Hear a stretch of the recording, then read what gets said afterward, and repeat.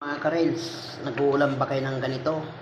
Sari-saring gulay, talong, okra, sitaw, tapos kalabasa. Ayan ang ating ulam ngayon para makahigop tayo ng sabaw. Ayan, healthy food guys, mga karels. Ito ang ating ulam ngayon, kalabasa. Sabi nila, ano daw to? Lauoy.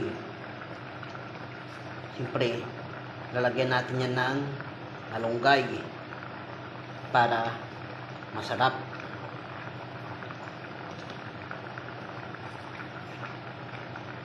Masarap na gulay ito, mga karels. Nag-uulam din ba kayo ng ganito? Ayan.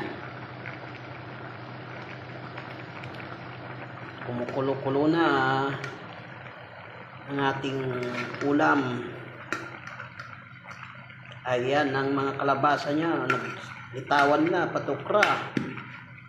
Ayan. May daon pa ng malunggay. Kumakain din ba kayo ng ganito? Mga karels?